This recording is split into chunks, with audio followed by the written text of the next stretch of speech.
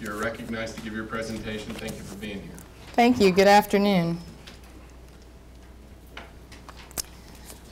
Well, it's always a pleasure for me to have an opportunity to talk to you about a project that I think is very significant in the state and is going to make a difference for businesses and really focus in on our emphasis on trying to stimulate economic activity and get people back to work and get businesses up and running as quickly as possible. The name on the project right now is One Stop Registration. That's pretty generic.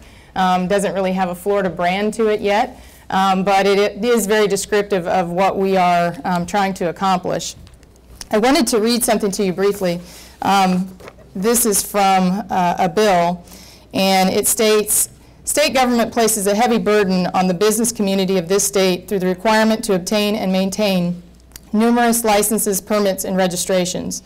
While such requirements are necessary to ensure the public safety and welfare, present methods of the business community to meet such obligations as prescribed by law and administered and enforced by the state agencies are cumbersome and place an undue hardship on business entities in this state." Now, you might think that that was written a month ago, a year ago. It's actually a piece of legislation that was passed in 1997.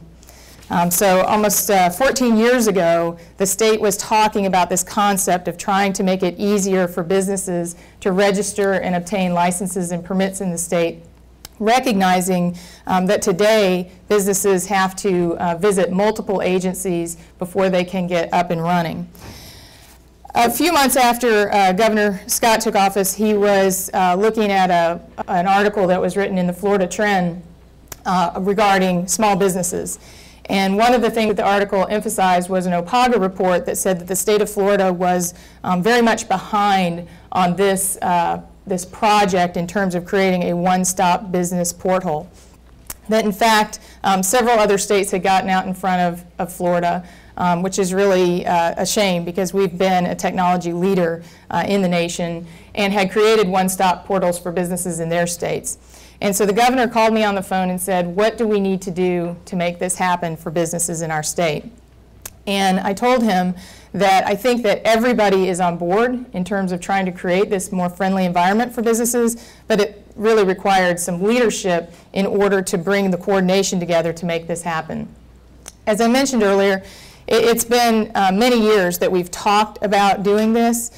In that time, a lot of progress has been made within the individual agencies. For example, almost all of the agencies now offer online versions of their paper application processes so that businesses can go in 24 hours a day, 7 days a week, and apply for licenses and register and take care of their state business. In fact, many of the agencies have looked at their registration processes and made those much easier for businesses on an individual agency basis. The Department of Revenue, through your support, implemented the Sun Tax system, and we integrated all of the taxes so that now businesses don't have to register for each individual tax. I mean, as you can imagine how burdensome that was. Now there's one registration process that takes you through a wizard application so that you can register for all taxes that you might be liable for at one time. So a lot of progress has been made, but the progress that hasn't been made is combining all of those registration and licensure efforts into one site, one system, to allow businesses to go in and understand what their responsibilities are, what their obligations are, and accomplish that at one time. In the past, when we talked about creating a one-stop registration portal, what we talked about was in connection with large technology builds. So for example, when we were implementing our Sun Tax system, what we talked about was the possibility of collapsing business processes from several agencies together into a registration process that would be housed in the Department of Revenue. That kind of agency combining is very difficult, especially when you're dealing with so many different types of requirements and business processes that, while they are similar, have specific requirements, and so it never happened.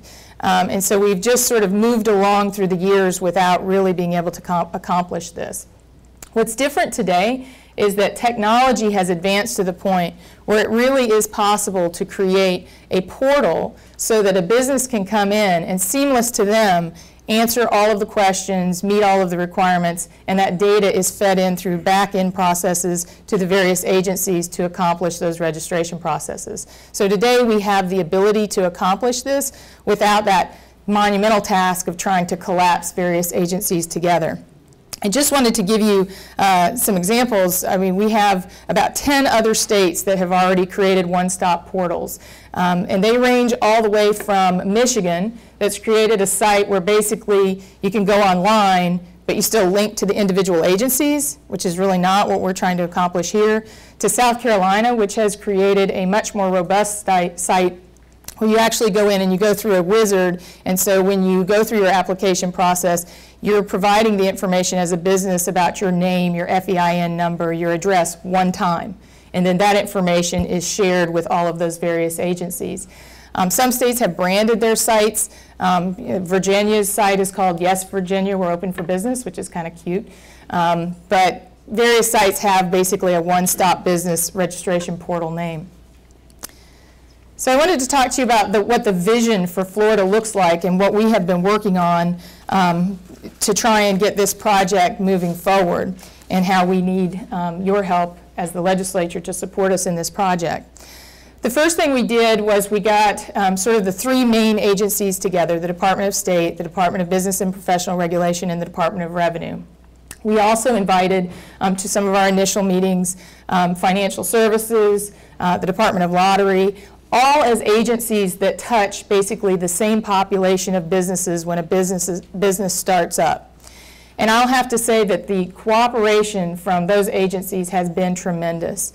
Secretary Browning and Secretary Lawson have been very supportive of us really digging into our registration processes and trying to figure out how we can make this easier for the businesses that are in our state. I just want to give you an example of what happens today. I mean, let's say Lisa Vickers decides she wants to open a barber shop. And for liability purposes, she wants to incorporate, because most businesses are in some form of a corporation or a limited liability company. So the first thing that Lisa does is she goes to the Department of State, where she's going to file various documents, she's going to pay a $70 fee, and she's going to incorporate Lisa's Barbershop. And maybe she doesn't like the name Lisa's Barbershop, so she's going to give it some, cute name like Pink's. Follow the Pink, so Pink's Barbershop. And after she incorporates, then she's going to go to the Department of Business and Professional Regulation, because she has to have a barbershop license. Even if she has a license to provide those type of services, she has to have a barbershop license for that facility. So she's going to then go to the Department of Business and Professional Regulation, probably online. She's going to enter the same data that she entered, a lot of it, with the Department of State. And she might not think in terms of the questions that she's being asked exactly what the agency is requesting of her. So for example, when it asks owner name, she might put Lisa Vickers because she thinks I'm the owner. But the truth is they might be looking for the name Lisa's Barbershop or Pink's, whatever it was incorporated under as the name of the barbershop, the owner, the entity owner. And so now we've got a disconnect between the data that's at the Department of State and the data that's at the Department of Business and Professional Regulation.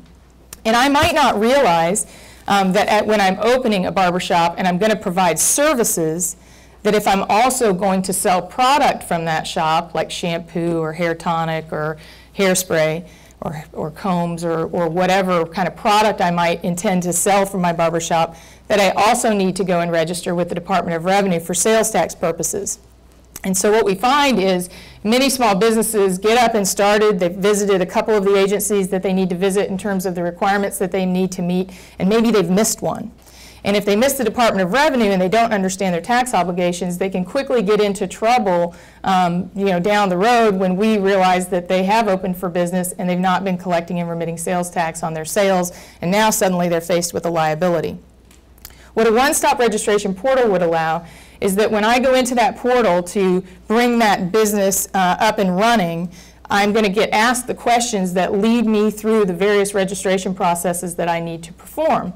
So it's going to enter my name once as the owner, as an individual. It's going to enter the entity name once. It's going to enter that FEIN number once. And all of that data is going to be consistent across all of the agencies in terms of our regulation of that business.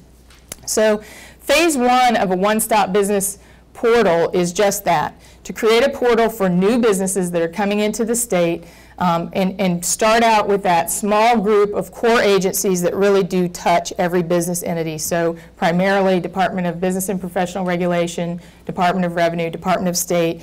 We are in conversations with financial services, because there is a lot of overlap between the businesses that should be carrying workers' comp insurance and the businesses that are paying unemployment tax. And so we want to make sure that they're meeting all of those requirements. And the Department of Lottery has been talking to us as a very easy connection for those businesses in the state that are opening grocery stores or convenience stores or filling stations. We can ask them if they are interested in becoming a lottery dealer at the time that they are opening their business and make that direct connection so that they can become a lottery dealer at that time. Now, there are a lot of things in the statute that eventually we will need to sort through and clean up.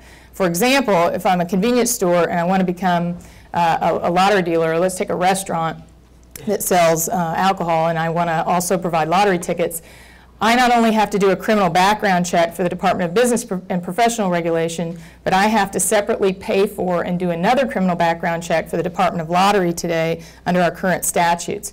So as we combine these registration and licensing processes together, we'll want to go through and look at the requirements that are being placed on the by the individual agencies through the statutes on these businesses to clean that up to make sure that we're eliminating that duplication.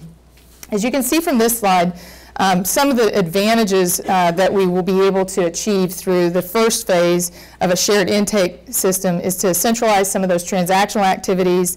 We'll be able to centralize the payment processing, so instead of having to write a check or send a payment to Department of State and DBPR and DOR, we'll be able to process those fees at one time through that system. We can centralize the inquiries coming in, so if a new business has questions, they can submit their question and then those questions will get handled by the right agency in order to provide the answers to them. It'll provide an individual customer view of their account, so they can go in and let's just say, Lisa's barbershop decides that she's going to move down the street to a new facility, a new space that's opened up where the landlord is offering a really great rate. She can go in one time and change that address, and the address information will get changed for all of those separate individual agencies. And the agencies themselves will have limited access and views of that combined data so that they can see what's going on. It will make it easier for businesses to meet their requirements, and it will increase compliance and improve data.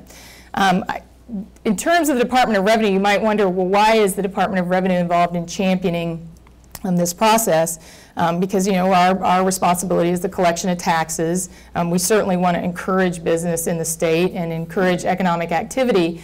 But having this type of one-stop portal is also part of our strategic plan in order to improve compliance in the state. Just like the example I gave you, we don't like to see it when a business opens up and they don't understand their tax obligations and they get down the road and suddenly we're knocking on the door telling them they have a liability. If we could have provided better education and assistance at their time of registration to make sure that they were registered and understood their tax obligations. After phase one of the project, what we would then be recommending or looking to achieve is expanding that new business portal to all businesses. So we would be taking the information that's currently housed in each individual agency regarding existing businesses and loading it into that system so that now any business in the state would have access to a one-stop portal where they could make changes to their address information, they could see their account, they could see if they had any outstanding liabilities, they could take care of any transactions that they had with the individual agencies through a centralized payment processing ability on that site. And we would also be looking to expand that site to include more agencies that touch businesses so it truly becomes a one-stop portal. So in addition to those core agencies that I talked about, we might want to add the Department of Health because they do a lot of regulation of restaurants and other facilities. I was talking to somebody the other day, and the Department of Agriculture does a lot of regulation of filling stations and other types of businesses, and so we could include them in the site. And as we work through all of the different agencies, it's amazing how many of us touch businesses, especially at that initial creation phase where we're asking them to register and let us know that they exist. And so in phase 2, we would be expanding it to include the existing businesses, and we would also be increasing the scope of agencies that are participating in that one-stop portal. The other one that's important is the new Department of Economic Opportunity. In phase 2, we would want to plug in the Department of Economic Opportunity so that they would then have the ability to reach out to these businesses that are being formed and make sure that they are aware of the incentives that are available to them and the things that they can take advantage of in terms of credits and other refunds in terms of job creation at their time of creation. So for example, if that barbershop that I want to create is going to be starting up in Sarasota County, the Department of Economic Opportunity can provide in that site a link so that I know where the enterprise zones are in Sarasota County, so that as I'm getting started, I can make decisions about where I want to locate if I'm going to be able to take care of some of those financial incentives that you, the legislature, have created for businesses to stimulate that economic opportunities.